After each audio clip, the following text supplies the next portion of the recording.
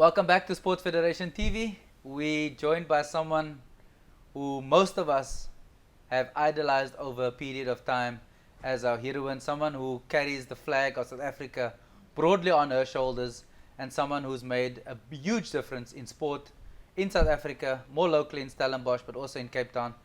Young lady, Elana, Meyer, you well? Hi, I'm very well. So nice to be here, Elton. Thank you for taking time out of your so hectic schedule to come and chat to us. No, it's so great. I think it's really overdue. Absolutely. Elana, we're going to explore a range of different things and building up into the Sanlam Cape Town Marathon, which I know you're quite passionate about and very involved in. But before we get to that, let's go way back. Tell us how all of this started, how Elana Meyer started running. You know, I come from a very small town, Albertina. You know, most people don't even know where it is. You know, nowadays with Louis Oosthuizen, a little bit more people know.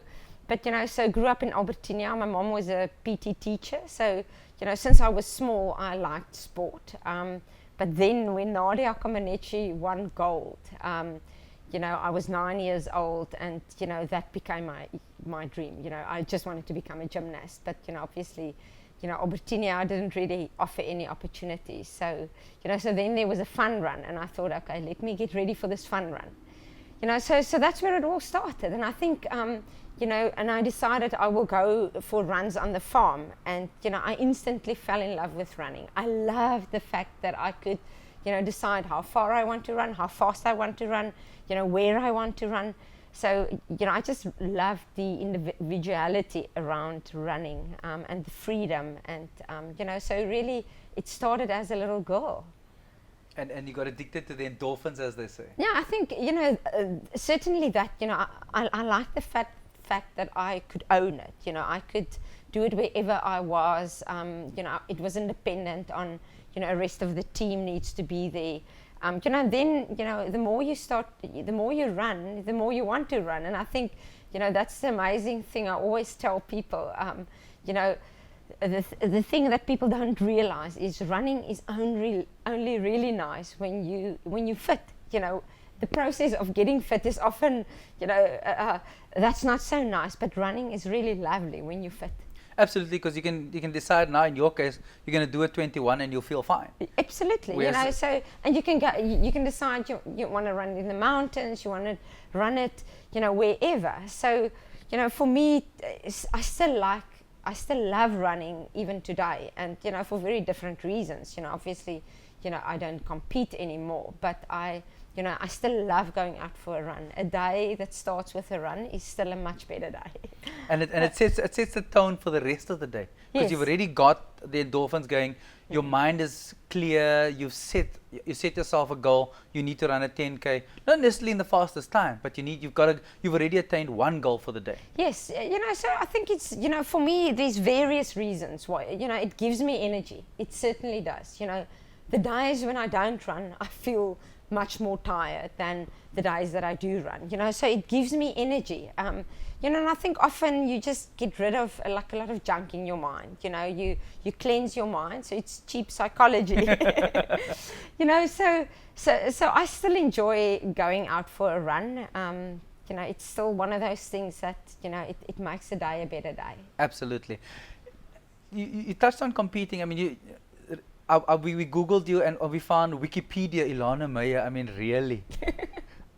and it starts with 1991. Yeah, wiki.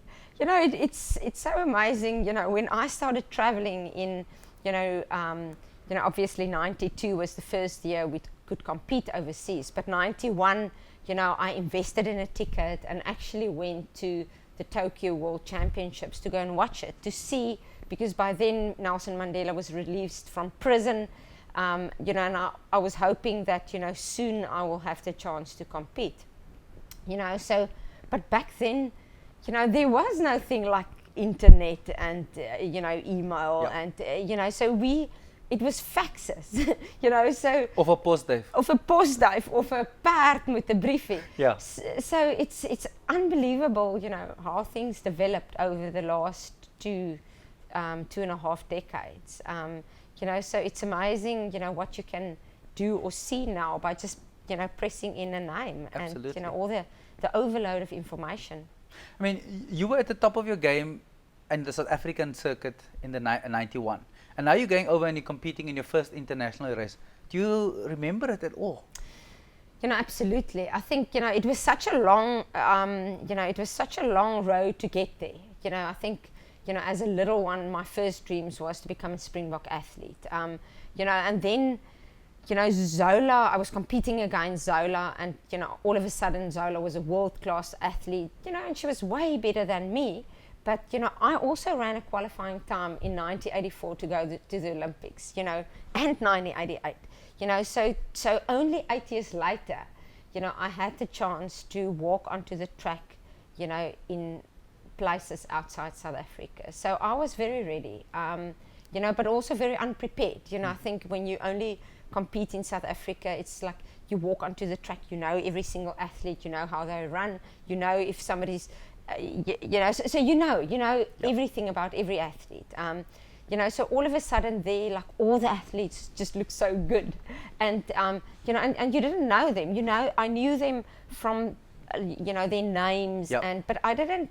You know, all the stats on all I of them. didn't have all the stats. I didn't have even like pictures of all of them. You know, so all of a sudden you walk onto the track, and you know, and all of the athletes look like world-class athletes. So, you know, so in many ways, even though that I was prepared from a, you know, from a physical perspective, you know, there was also a lot of the things that you know, I was definitely not prepared for. You know, there's something like experience that you can't buy, you can't fast forward it, you can't fast track it. You know, it's just something that you have to go through, you know, through the steps to achieve experience. And I think, you know, so walking onto the track in '92 in Barcelona was you know, it was an exceptional and very emotional experience for me. It was like I almost had to pinch myself to, you know, it's real, it's true, we are there, we're competing.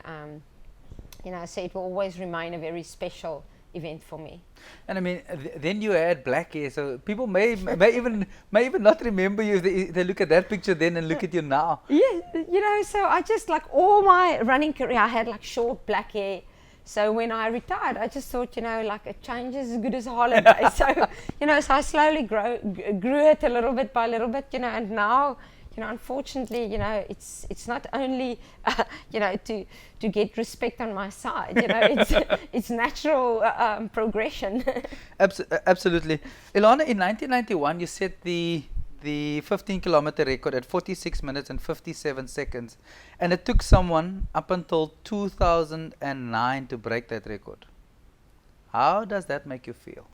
You know, I think that's, you know records are there to be broken. So, you know, so when you break a record, you know, it's a matter of time. Now it's the record that's there, people chase it, people want to break it. You know, so it's great if I look back now and see it took so long for women to break the record. You know, and there's been great distance runners. But I know, you know, when I set that record, I knew, you know, I was hungry to succeed and compete. And I ran exceptionally hard. I probably didn't run the smartest race. You know, I went out and I ran the first 3 kilometers under 3 minutes a kilometer. So I went through 3Ks under 9 minutes, you know, which is not ideal, but, you know, so it just showed, like, you know, at that stage, I was really so hungry to compete internationally. So, you know, so it's great that it stood for such a long time. But then, you know, I think I also have to recognize that, you know, the 15K, you know, at that stage, it was run very often. But, you know, the last decade, you know, it's not a world championship. So it changed from the world 15K champs to the world half marathon champs. But even then, in 1999, you set the half marathon record at 1 hour, 6 minutes and 44 seconds, and was only broken in 2009. I mean, so it's the same thing. Yeah. It's 10 years that an African woman managed to break your record. What do you think can you attribute to that success for it taking them so long? Is it that you were just an exceptional runner, or was it luck, or what would you attribute that to? Because I've been trying to understand the psyche of that it taken 10 years for someone else to break that record. No discredit to yourself. I'm just trying to. Yeah. Have you thought about it? The one thing is, like, the half marathon was my best event. You know, I ran pretty good races over, you know, distances up to 10,000 meters on the track. You know, I ran a decent marathon, but the half marathon was my event. You know, I felt most comfortable. I broke the world record 4 times over that distance. Wow. You know, I became a world champion. You know, and it's also the race that I won at the age of 13 years old. You know, so somehow there was something about a half marathon that, you know, I loved the distance. You know, it wasn't, it's not a marathon where you know, where you have to be a little bit more patient. You have to pay like really good attention to what you drink, your nutrition in the race.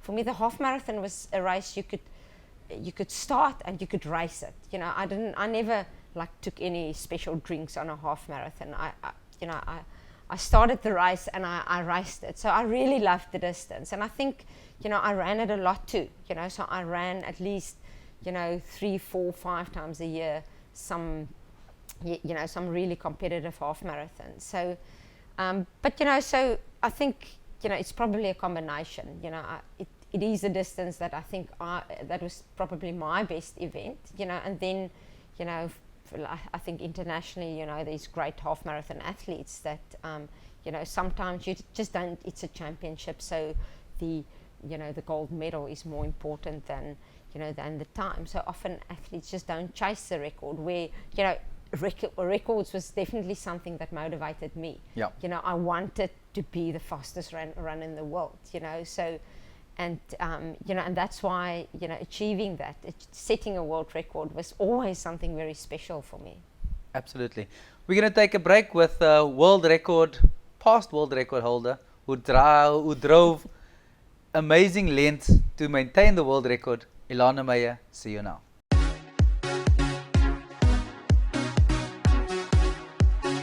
Welcome back to Sports Federation TV. We have an amazing time with Elana Meyer. We've just chatted about her past career, and you've just joined in.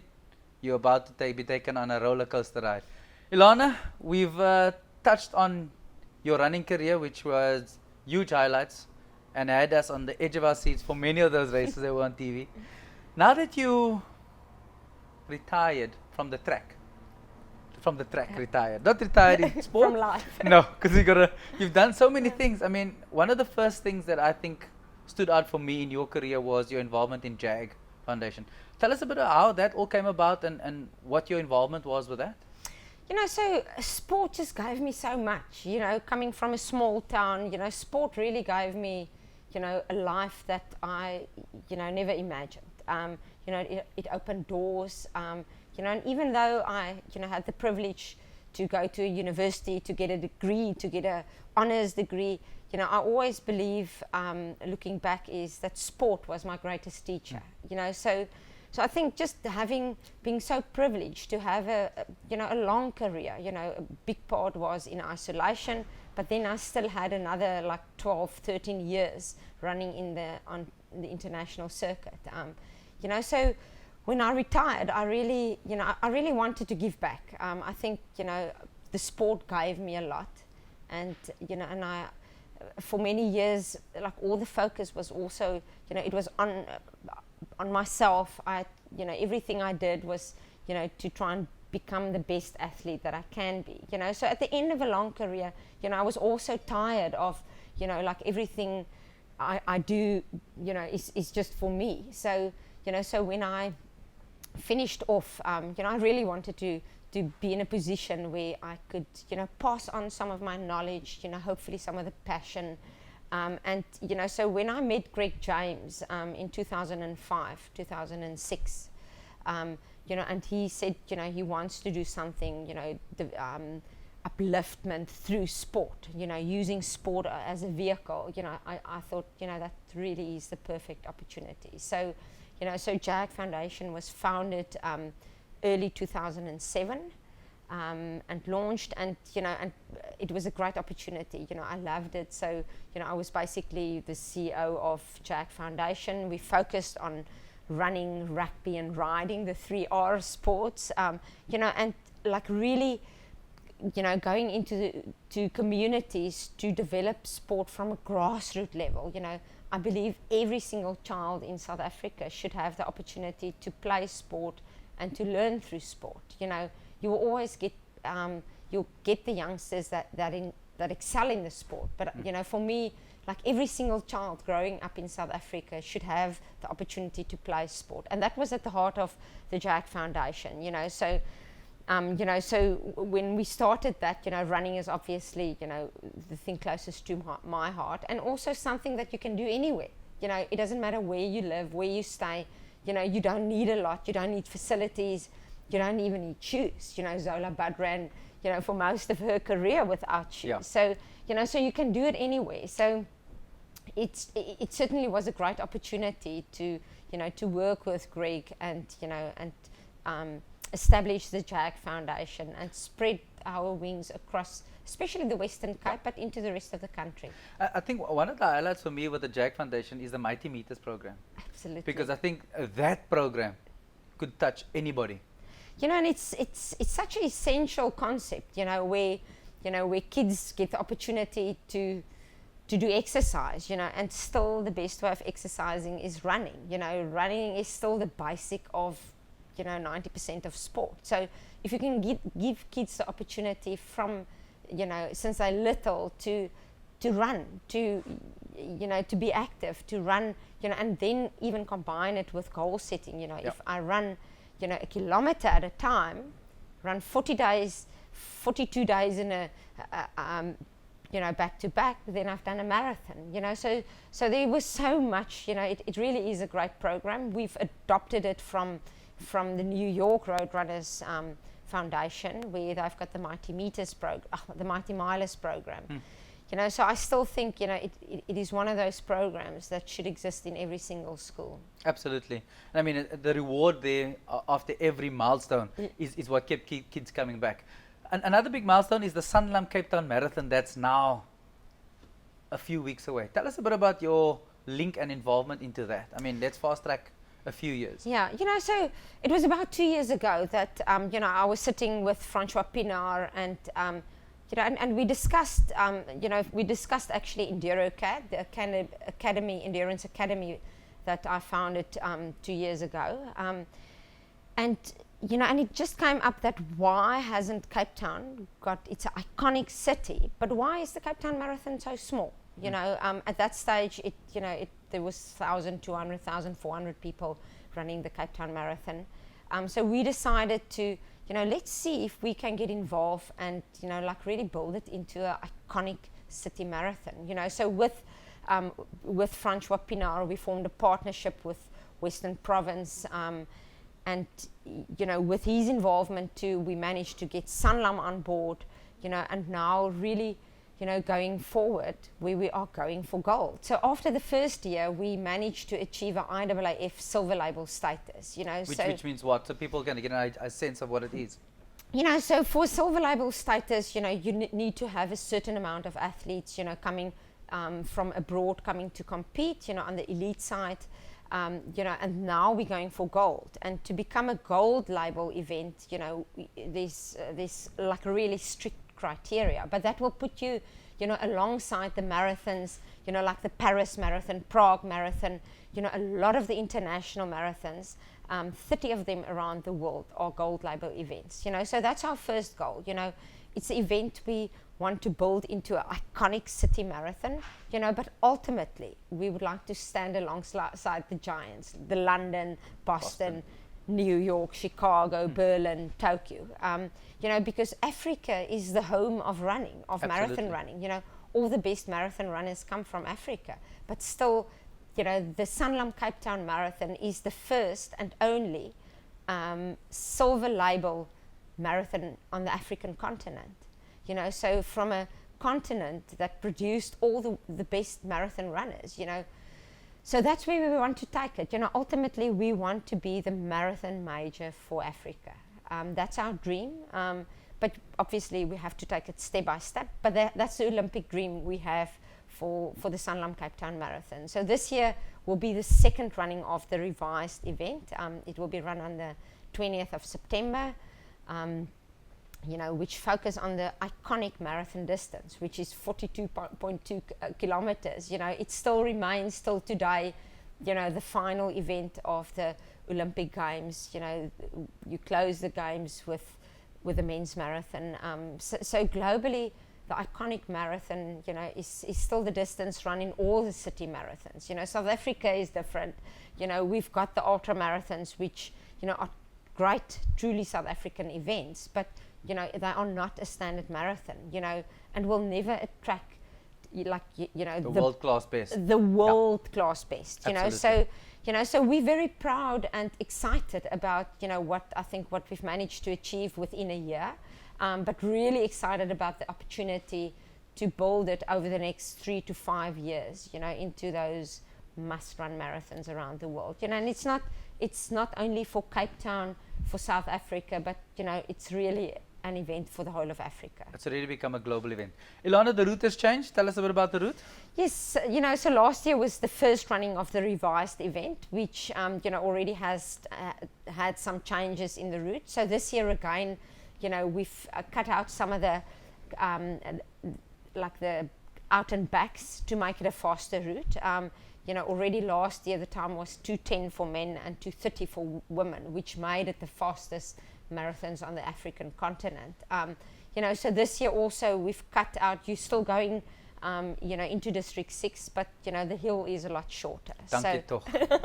There's no stairs. So so that's all part of also fulfilling the criteria of, the IAAF to become a gold label event, So, but still incorporating, all the landmarks of Cape Town. We want to showcase the city. We want to brag with Cape Town, that is, it's a city marathon. You want to take people, past landmarks in Cape Town. So, but it's faster, it's flatter, there's no stairs. We are expecting times, if the weather sub 2. If the weather play along, we can certainly see, a 2:09 or sub 2:09. Yep. And I think, that will make it the fastest races on the African continent ever. Absolutely. So how do people find out more about the event? Do you have a website? Absolutely. They can go to the website, capetownmarathon.com. Entries are still open until the 5th of September. We also really encourage people to come out and support the race, because a successful city marathon, it doesn't only depend on the runners that come out and run the marathon, but it also really depends on how the people of the city embrace the event. So we really want to encourage people to come out and enjoy the day. This year also Sanlam has introduced a spectator bus, that hop on, hop off format that will take you to a couple of spectator points. So we see the event, when we're talking about participants, it's the runners, it's the spectators, it's the friends and family of people that run. So, so come on Cape Town, be out there, support the race, and help us building it into, a gold label event, not only for Cape Town and South Africa, but also for Africa. Absolutely, but it's not only the 42, there are shorter distances as well, which people can participate in if they don't have the legs to do that. Yes, absolutely. So the marathon is an iconic event, of the weekend. But there's a 10K, where we really encourage people, to come out. If you've never run an event, you can come. It's a 2-hour cut-off time. You need to walk 5 kilometers an hour to make it. Absolutely. So that's if you can walk. If you can stand, and you can walk, be there, enter. There's still, time to enter till the 5th of September. There's also a fun run for the kids, like kids from Cape Town and all the communities around Cape Town will be there to participate, and with a partnership with the city, we will see a huge number of kids coming out to support there. This year also very exciting, Josiah Tugwane will be there, to meet all the youngsters at the fun run.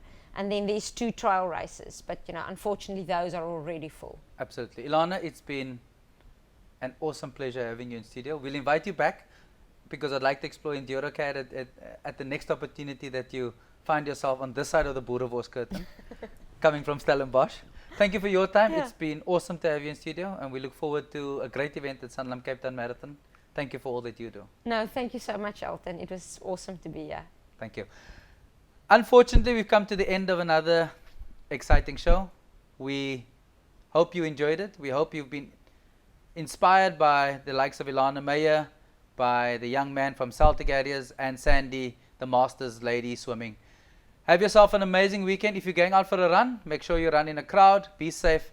Play hard. Give your best. Spectators, thank you for supporting. See you Friday, 9 o'clock, same time, same place. Ciao.